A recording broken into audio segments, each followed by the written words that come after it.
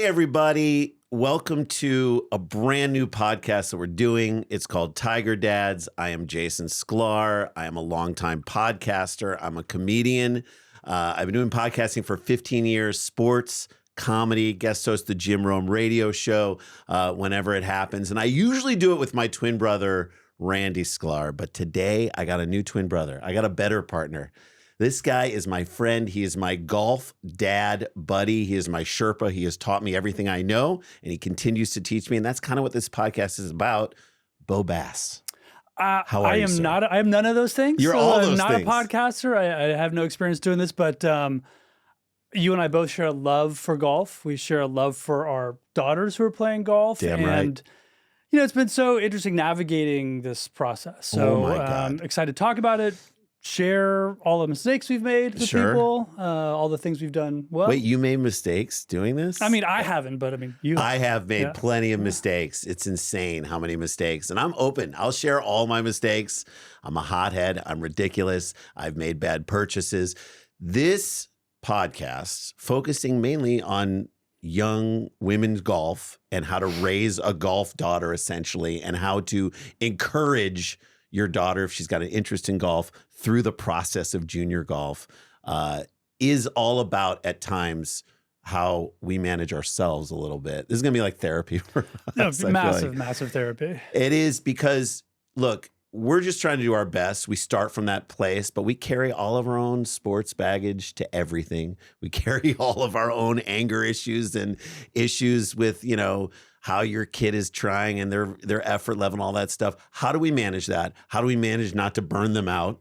How do we manage not to turn them into robots? We're going to talk to LPGA people on this podcast. We're going to talk to coaches, recruiters, everything. I'm excited because it's not just us. Like, I'm a little bit ahead of you on this journey with my daughter. Yes. I have my own golf Sherpa who's a little bit ahead of me.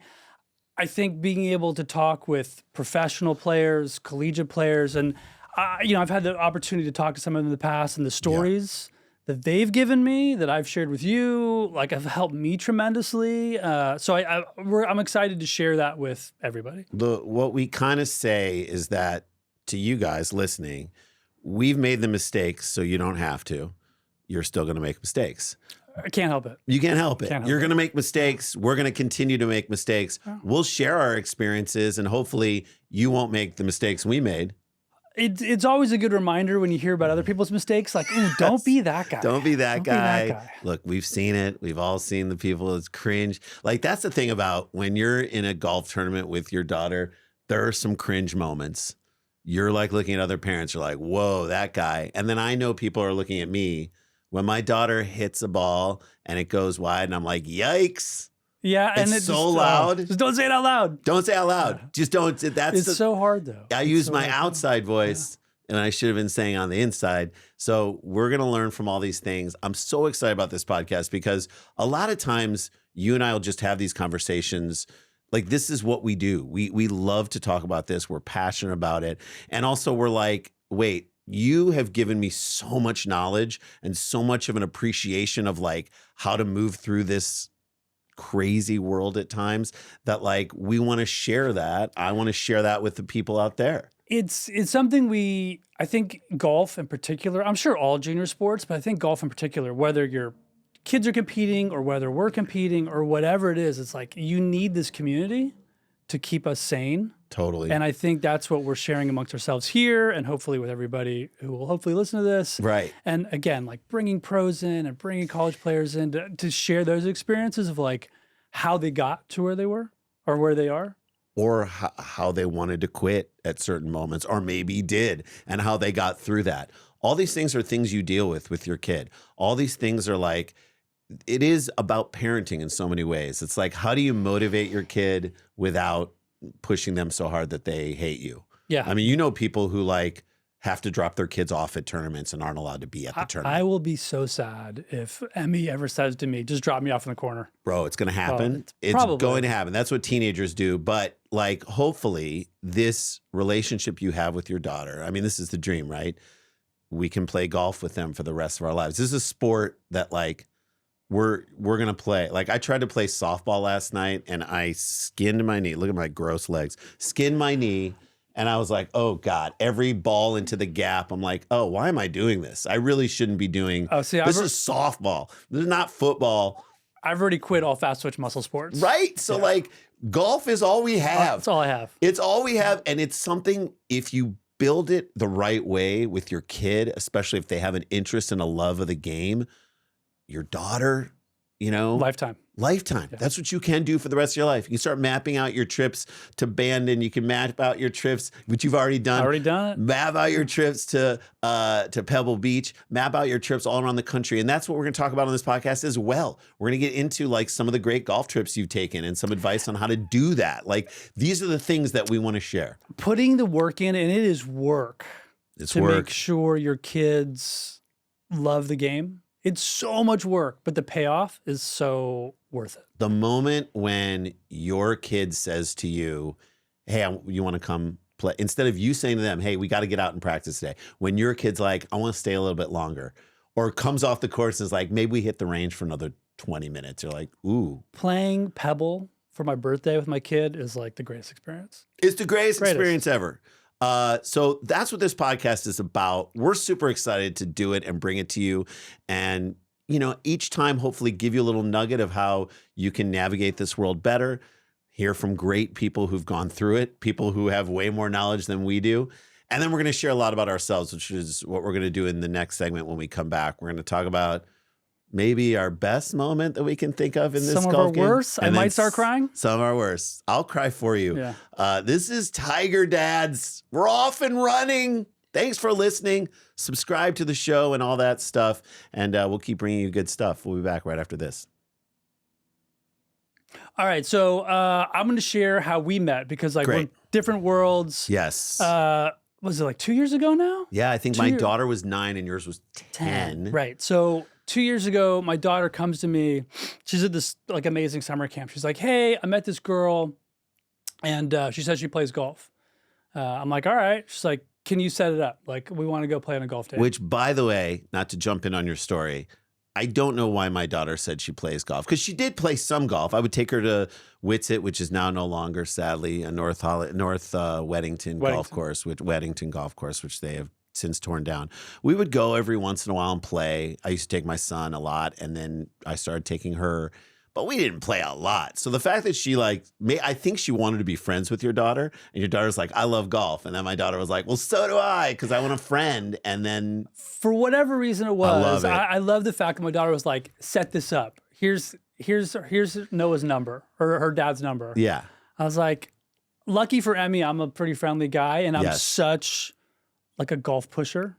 If I hear someone wants to play golf, I have multiple friends now that have joined private clubs because 5 years ago, I'm like, oh yeah, you want to play golf? Let me bring you in. You are like a drug dealer. It is Super funny. My friend was in Jamaica like for spring break, and a guy was walking along the beach, and he was like, jet ski, parasail, mushrooms. You're like that guy. I'm not. You're like, I'm going to. If golf was mushrooms, you'd be pushing on. You're like, dude, have you ever seriously replace the word golf with microdosing, and you're that guy. First hit's always free. Yes, but in the best way. So look, I'm going to talk about the generosity that you had. So I'll pick this story up a little bit. You said, or you got my number and we connected, and you were like, hey, you know, if your daughter wants to come, because we're not members of a country club, and we would love to be members of Wilshire. It's such a great club. But you're a member, and you said your daughter can come and she can practice and maybe take lessons here if she wants. And we were like, oh my God, what a great opportunity. And seriously, the generosity of that, I love that, by the way. Like in movies, I don't cry when someone dies. I need to say this. I do not cry when someone dies. When somebody does something nice for someone else, that's when I cry. That was by mitzvah. That's when I lose it. It's a good deed. You've in a very generous way. And then you're going to tell me it was selfish, right? No, honestly, it is totally selfish because this goes back to what we're talking about, like raising your kids into golf, is that we do belong to this like great golf club. I feel so fortunate. I didn't grow up with a golf club. We joined over COVID. We kind of got lucky.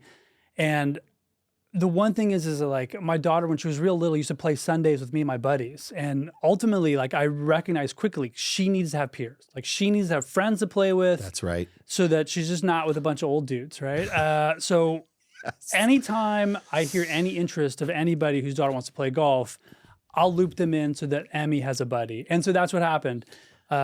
It's the best because also you're, you know, I don't know, how the hell do people make friends? I mean, I don't know how adults make friends really anymore, I guess through your kids. That is a way to make friends. But like, I have a lot of friends. I have plenty of friends in my life. I have tons of comedy friends. And it's hardly a humble brag. It's like actually like a braggadocious brag. I have a lot of friends. That's something I'm very, very proud of. And it's part of my life. It's hard for me to introduce a new person into my life. You are a new friend in my life because of this experience. And one of my closer friends in my life because we spend so much time together. We do it with our kids. It's the best feeling. We're watching our kids grow. You know, you've watched my daughter grow up in this game so much. Amazing. And you have the best is you are so encouraging to me about how she's improving. Because I'll be hard on her in a weird way. I'll be like, I think she's getting there. And you're like, no, she's going to get there. It's so hard because so many of these kids are so good already at 10, 11, 12 years old. So that, especially here in Southern California, it's like we're constantly comparing. We have like world class. The elite kids here. The elite. In Southern California, I'm going to say Texas and Florida. Those are probably the hotbeds of elite youth golf. Maybe. Am I wrong? Yeah, no, for sure. So yeah, you're up against like, and dads who, you see other dad styles. This is also why I think I'm drawn to you because we have a similar, I think, love of it and wanting to encourage our kids as much as we can. Because I'll be in a tournament watching a dad, like his kid, 12-year-old girl just stripes like a 215-yard drive straight down the center. And I'll turn and look at the dad, and the dad's just like arms folded. And I'm like, bro, you gotta like, can I hug your kid? Not in a creepy way. You know, like I'm like, can I just give her some encouragement? Like that was insane. I'll clap for other kids. And I'm like, I don't know if I'm supposed to do that. But I'm like, someone's got to tell this kid they did a good job.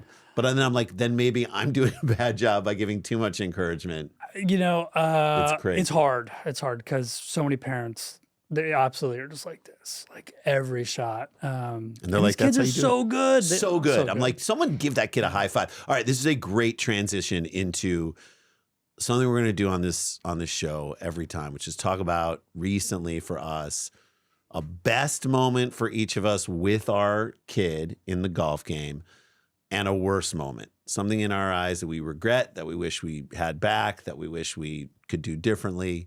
We'll start with best, and we'll start with you. A good moment for you with your kid. You know, I don't think I have like one. I have like a worst moment for sure that's plenty. Like burned into my memory. Yeah. But my best moment it goes back to sort of I was talking about a little bit. The experiences I've been able to have with my daughter. Yes. I feel so fortunate. She and I have gone to Bandon Dunes and played together. We've gone to Pebble Beach and played together. And I'm now able to, she's 12. Right. But is like pushing like a 4 index. Like she's better than me. She has to give me strokes now. Mm-hmm. We show up at crazy. these destinations and immediately she's so happy to be there. She's constantly talking about when's our next golf trip. And so like the love and joy I have in just being able to go out and play golf with her is sort of just like this constant best moment. Yeah. Although, you know what? I just recently, let me scratch that. Let me back it up. I have like a really proud moment. Good. I mean, I went to play Roosevelt. Little executive course. Public 9-hole course, no par 5s, couple par 4s, usually takes 3 to 4 hours to play. Super vibey, cool little executive course. Where you come up on hole 8 and you can see the Griffith Observatory. It's super fun. Emmy and I are waiting on the second tee, and we're in between this old couple that's really slow in front of us, and these 2 younger guys kind of come in behind us. And again, it's not that long, and the old couple clears these 2. We're like, just come join us. Yeah. You know, again, we're just kind of friendly. Like, you might as well join us. We're waiting anyway. So she steps up to the back tee, and the guys are like, "Oh, hey, the red tees are up there. Does she want to move up?" And it's a par 4, but there's like a little hill. You got to hit over this hill, and she just pipes one, hits his high draw, clears the hill. Oh my God! And these 2 guys, I look back at them, I'm like, she'll be fine. Yeah. And then, of course, neither of those guys get anywhere near the hill. Of course. And we were off and running. And then they were like super great to her, but it was so funny for them to be like, "Ooh, should this little girl?" I mean, Emmy's 4'11", Yeah. 75 pounds. Right. They were like, oh, does she want to play the FT? And I was like, nah, she's good, man. She'll go from the Yeah. tips. Yeah. That's a great, great moment. And great that you encouraged her to do that. And, you know, I know her. And so I know that she's not like, she doesn't like shove that in people's faces. She's like a modest person who also understands her talent. She had the club twirl. She walked it off. But she was still. like, she heard them.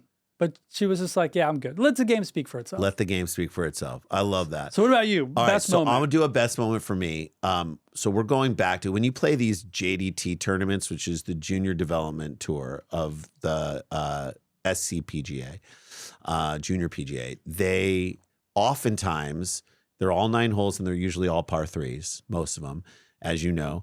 And a lot of times you come back and play the same courses that you've played again and again and again because it's like the same 9 courses in Southern California or 8.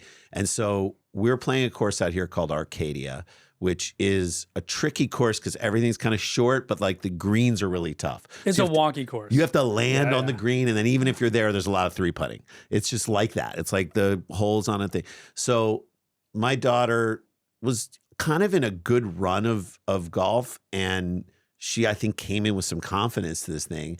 First 3 holes started to blow up and started crying and was like, I want to leave.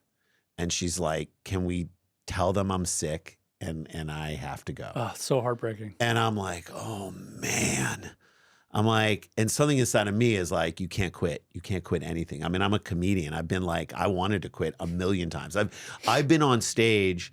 My in-laws were at a show that I was at, this benefit show that Randy and I, quite honestly, maybe it was one of the last times we really truly bombed in like a deep, deep way in front of like a family and all these other people. And my wife came out of the show. Like my wife hasn't seen us do the last comedy time she bothered to watch you? Kind of. She's been since, thankfully. But she came out and she's like, what happened? I'm like, oh my God, I don't know. And she's like, do you want to leave right now and go home? And I'm like, no, I'm not leaving. I have to face your parents. I'll explain to them that it didn't work out. But like, that's my mentality. So I'm like, no, you're not leaving. You don't get to quit. And she was really not having it. She wanted to walk off, and I could tell she wasn't gonna. She's like, I'm not gonna try that. I'm like, hey, we need a total reset right now. Our goal when we came in was to win this tournament or come in the top 3 or whatever. We always set that goal when you start a tournament. But I'm like, okay, let's make a new goal. What's the new goal? Let's count up our strokes. Let's see how many more holes we have left. New goal is to break 40. Let's see if we can break 40. And she was like, I could see in her brain, like, okay, there's a new game on right now. And she stopped crying. She had a good next hole, bad next hole, good, bad, good, and then finished with a birdie on the last hole and got like a 38. And she went under. Yeah. And I'm like, it doesn't matter where you come in this tournament. It's, who cares where you came in? We set a goal and you got through it. And I was like, how do you feel? And are you glad you stayed? Or if you didn't stay, then you would have never gotten this birdie on this hole, and you would have never experienced what it felt like to come back. So to me, a lot of what golf is about, as you and I know, I am a horrible golfer, but like, it's how you come back from a bad shot to a good, it's how you finish a hole, really. Yeah. So it's so much more about how you finish a hole than how you start a hole. I mean, we're not the best, but when you listen to the best, they always talk about like, it's not, as soon as they hit a bad shot, you look at them, just kind of move on, forget it, and they're just focused on the next one. Dude, when players save par, which essentially is what we did metaphorically with that tournament, we saved a par, really. No, it's not going to help them advance up the leaderboard, but it's going to maybe save their round somewhere in there. And like, that's to me as valuable as like getting an eagle even on a hole. If you hit a horrible tee shot and then you save par, so I feel like that's what happened. Yeah, it with keeps my rounds daughter. going, right? They say keeping the round going. Keeps you in the game. Yeah. And so I feel really good about that. And that felt like to me, like, I think I did the right thing there by holding strong and not letting her quit. Right? I think you definitely can't let them quit. Because then I think every time it gets tough, then they're going to be like, you want to eject. So this is where we say, it's a bummer. I think the overall landscape for young girls is to be more involved in sports. You've got a lot of like really awesome. Caitlin Clark is a big role model. Nelly Korda, all the LPGA players, who our daughters love. They also love the PGA players too. But like, it's becoming more normalized for women to come up in sports. And I think for a while there was less of that. And sports teaches you so many things. It's like, that's the trick of sports. It's literally the lowest stakes thing in your life. But as you're doing it, it tricks you into thinking it's the highest stakes thing. Absolutely. Right? Yeah. And so that feeling, if you can keep them in it through what feels like a total disaster meltdown, like I want to get in the car and go home, for me, that was the best. Well, I'll tell you about quitting. I'll tell you about my worst experience. Let's do a worst. Let's get into worst. And so I'm going to probably, for people who don't know me, I'm going to tell the story and everyone's going to be like, this guy is the worst father ever. He's not. I can tell you that. Let me preface this by saying he is not the worst father ever. He's in the bottom section. No, I'm sorry. Yeah, I'm in the bottom third, but I'm moving up the rankings. No, he is. He's up. So in general, in tournaments particularly, I try to be all positive. Like, yeah, I wasn't always that way, but I'm like, I'm positive to other kids. Yes, I cheer for other kids because their parents don't. So, hey, Birdie, good job. I see you do it. We're in this tournament. This is literally last fall, and my daughter had been doing really well. She had, again, it's a good run. I was a little sick the week before. I still wasn't feeling great, but I'm caddying for her in this tournament. And for whatever reason, I mean, I have sort of theories, like, Emmy, good player. Usually top 3, every tournament, medals, like, consistent game, shooting in the 70s. Yes. We get out there, tops the ball off the first tee. All right, no problem. Struggling, tops fairway wood. Next tee, tops another one, hits it in the, like, it's like 3 or 4 holes in this. And she's normally really positive because we work really hard on, like, hey, none of these tournaments matter. Right. You have hundreds of tournaments in your future, thousands in your future. Yep. Hole by hole, right? Shot by shot. Yep. But the time we're making the turn, she's really struggling. And she's like, what is going on? Right. I know she's just not hitting it, not making putts. So it's bubbling up inside, the frustration. Because again, we have our own egos. We want our kids to do well. We're parents, right? Like, what parent doesn't want their child to do well? Of course. And I'm used to her doing well. Right. And I'm not feeling well. I've been sick all week. I'm pushing the stupid cart, And so we get to like the 12th hole. And again, she gets on the green. She's got like a 15-foot uphill putt. Uh-huh. She blows it by like 15 feet. And I turn and I look at her and I'm like, Emmy, have you played this game before? And the moment I said it, the moment it came out of my mouth, I was like, what the fuck did I just say? Who am I and why? Why would I say that? But it was like, when you're exhausted, you're tired in your brain, Bro, it just like the filter was gone. Yeah. And I literally, the moment I said it, I was like, oh. What did she cry? Started welling up a little bit, 3 putts, we get to the next tee. And I'm like, I'm trying to like stay calm. And I'm like, I don't know what to say. I'm like, do I apologize? Yeah. Poor kid immediately tops it off the next tee again, right? And like, this is a kid who hasn't topped this since she was like 7, right? And she's clearly struggling. Yeah. She tops it. We're walking down the fairway and she just starts bawling, full sobbing. And she's not a kid who cries a lot. Yep. So it's not just like crying a little bit. It is the, like the hyperventilating crying. And I just broke down because I know that she was struggling. She knew she was struggling, and I know I'm the one that like set that over. Let me pour some oil on this fire. Let me make this worse. Oh, yeah. So I get down on my knees and I just held her. And I'm like, I don't really care. We might get a slow time. We might get penalized. Everyone's waiting for us. I'm like, I don't fucking care. No. And I'm holding her, and she's just sobbing, and she's like, what is going wrong? This is her saying, I don't know what's happening. And I was just like, Emmy, you know what? It's fine. We're like on the 12th hole. I'm like, you know what? Something's not working today. Yeah. Why don't we just get the fuck out of here? Like, let's just go. And she's like, no. She's like, she will finish. She's like, I'm gonna finish. Good. And I'm like, Emmy, I'm so sorry. I never should have said that. Mm-hmm. And she like caught her breath, struggled through the last couple of holes. We finished, but it was the first time I was like, we can go. And I was really proud that she was just like, no, I'm going to finish. But it just goes to show that, like, I know I'm not supposed to say those things. Yep. I try so hard, but I don't think we can help it sometimes when we're you're a human being. We're in the fire and we're a human being. And I use that as a lesson. I apologized to her. I'm still apologized to her about it. And I was just like, I explained to her, I'm like, hey, I shouldn't have said that. Right. That's not perfect. Right. I'm tired. It'll never happen again. But you're also teaching your kid. So that was a worse moment that I would argue turned into a one of the higher moments because you did apologize. You did stop down. You did give her a hug. You did like worst moments that can go off the rails and get way worse. You turned it into a positive. And that is golf. I mean, like when things go terrible, sometimes you say to your kid, golf is hard. Let's turn on the TV and watch Rory go into the trees 9 times. Like the greatest players in the world, people who are, so far above the level that we'll ever reach, have a hard time playing this game. It's hard. They don't get it. One of the things, speaking about like a Rory or a Tiger, I always say this to Emmy, like when you hit a bad shot, I always remind him like all the shots, the famous shots that Tiger off the back of 16 at the Masters, chipping in, Tiger at Sawgrass, chipping in, like all the most famous shots.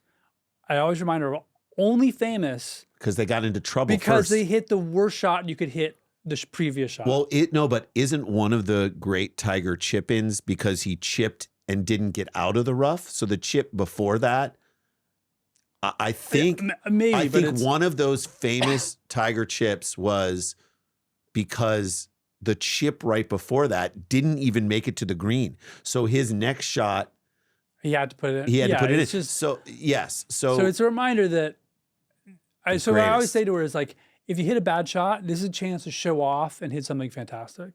Like go hit a miracle shot now. Right. I mean, and you weren't like, like Earl Woods in a trailer with like 9 hookers. I don't have a trailer. 9 hookers while your daughter was golfing. Yeah. But so I got to get to my worst because there's so many worse. So, I mean, it's so bad. It's gotten so bad for me with my daughter when she's putting that I now, because you're not allowed to be on the green in JDT stuff, that I will walk all the way to the next hole and start getting the distance on the next hole while she's putting because I can't. I'm worried about what I'll say because I have been known to say, as she's been putting recently, wow, you killed it. Wow. Like, I'm like those people on that podcast. I'm like, wow. Really got a hold of that one. Whoa. Wow. Like, I'm the worst heckler of my own child, like making it so much worse. And I can see her, and she does not swear, but she'll look at me and start like under her breath swearing at me. And she's like, I want a new caddy. I want a new dad. And I'm like, I get it. I don't like me right now. I mean, I don't even know. And we'll say beforehand, before we get into the round, we're only going to be encouraging. I'm like, I'm not going to say that. And then I literally can't control it. And I'm like, there's something wrong with me. There's definitely something wrong with me. I know it. I'm working so hard to not do it. Why do I do it? Why can I? So I have to walk all the way, which, by the way, sends a great message to your child as they look up to see if you're checking out their shot and they see your back as you're heading all the way to the next tee to like measure the distance. And like, I will in the golf shot app, this is how bad I am.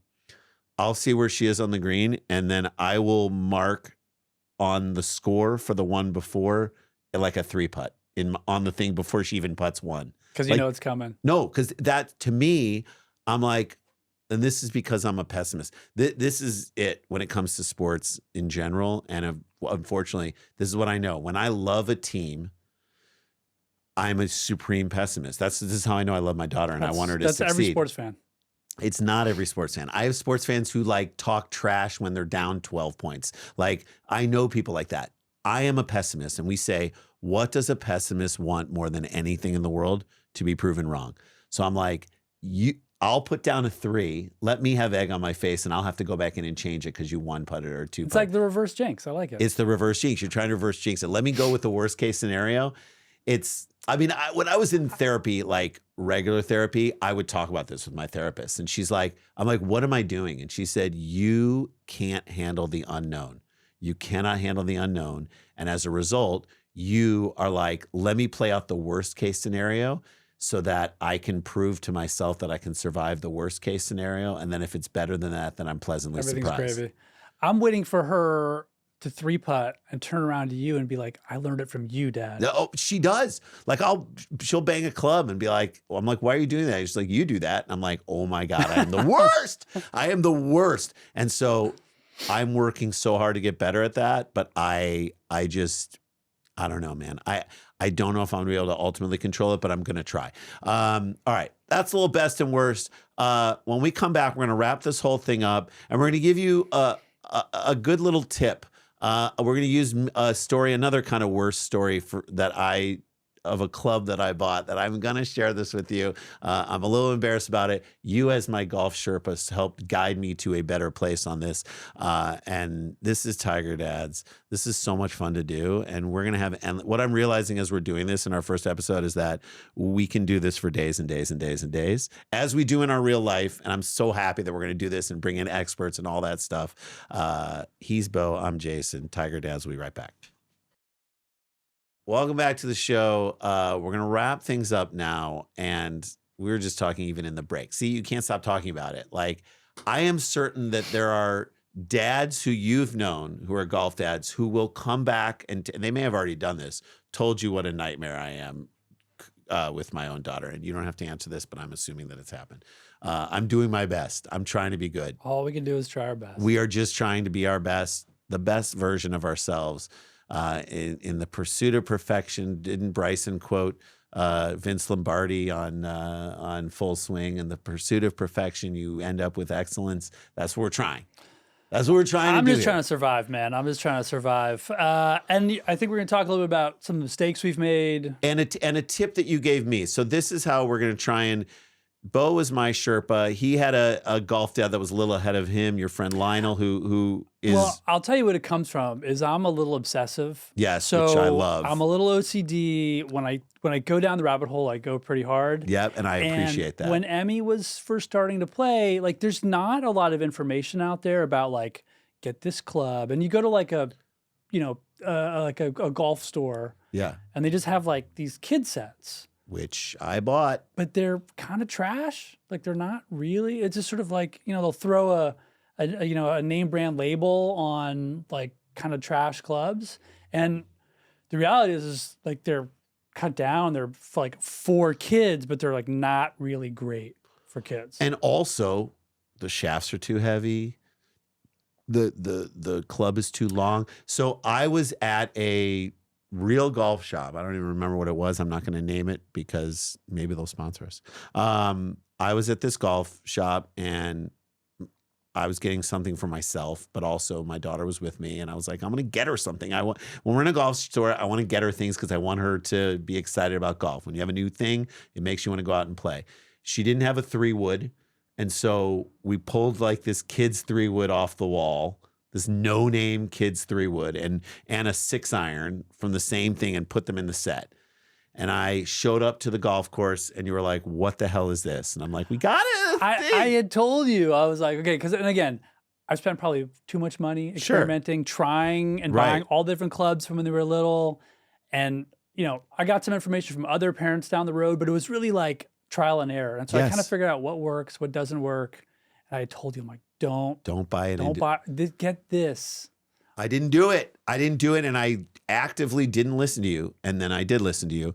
And I'm going to mention the clubs that you recommended that we get. You mentioned Wait, because maybe they'll sponsor us at some point. The Flynn golf clubs you recommended to me for like beginner, youth. I think for really little kids, and again, not our sponsors, but like, again, we've done the deep dive. So we're making the mistakes you don't have to. We make the mistakes. When you have a real little kid, I think the best starting club, US Kids makes this yard club. It's like a giant oversized head. It has a grip to teach them how to grip it, yeah. And it is really light for little kids, like 5, 6 when you're first starting out. Like US Kids Yard Club, the best. Right. Then when they move up, if they actually have an interest in the game and start playing a little bit, like US Kids makes these ultralights for when they're a little bit older, but they still need a really light club. I mean, nothing worse. Again, I'm not a swing coach, but the really good kids coaches will tell you, like, you put a club that's too heavy in a kid's hand, everything's going to go off to the right, and they're going to chunk the hell out of every shot. So like US Kids ultralights, and then like these Flynn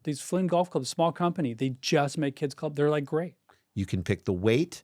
You can pick the weight of the shaft and the length of the shaft and the weight of the They'll club. custom for your kid's height. They got a chart on there. It's great. It is so great. And my daughter's still hitting with those. And you guys have passed us down some clubs, including the wood tip that you gave us, which I also recommend. And we're going to put that in this thing, and then we'll get the hell out of here.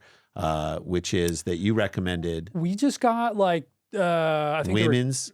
No, they're like they're like the ultralight fairway woods designed for like old people and like old ladies and like old guys like me, old ladies. And you like can me. throw like Flynn Golf will actually, they have kids design shafts or like high quality shafts, and so you can just order that, throw it in like a. And again, like I wouldn't even suggest buying new woods for your kids. No, just go on eBay, buy like 2 or 3 seasons old, like throw a kid shaft, like throw in these Flynn shafts and these fairway woods, and like you're good to go. And I think that I watched my daughter hit with these, and it is a huge difference. And so I made the mistake, so you don't have to. Check out Flynn Golf. I like what they have. I appreciate you sharing that with me, and you smack some sense into me. You're like, throw this away. And I think I still have it in my garage so I can whack weeds in the back of my yard. But that's our show for today. Coming up on future episodes, we're going to talk to LPGA players that you know. We're going to talk to coaches. We're going to talk to people who recruit. We're going to hear inside stories from people who are further along than we are. I think we're going to get some really high-level juniors and their parents in here to talk about their experiences. I'm really excited to actually talk to some of either our kids or some other juniors about like what things their parents have done wrong and right. Absolutely. We'll have your daughter on, and she can definitely share. I'll share this little thing that I did. I came into my daughter's school as like dad show what you do day, I guess, like bring your dad into work to school day. And I was like, okay, we're going to write jokes with the class. And I was like, all right, you guys come up with a premise, which is like something that you want to get off, like an observational comedy that you want to talk about in your lives. And every single kid was like, when your mom doesn't, when your dad does, da da da. So it's not hard to get kids talking about what we do wrong. That will be an easy thing to get. I just spent a weekend in the desert with my buddy and his daughter, and dad's versus daughters, 36 holes. The 2 girls, 12 years old, spent the entire weekend talking trash to us. Yeah, like they'll just talk smack nonstop to your face about you. They'll have no problem doing that. Oh, no problem. So if you want to see kids talk smack to us, including his kid, then keep listening to this show. Like and subscribe. I'm Jason Sklar. He's Beau Bass. I'm Beau Bass. This has been a treat. We can't wait to do more. We'll see you next time. Straight down the middle. It went straight down the middle. Then it's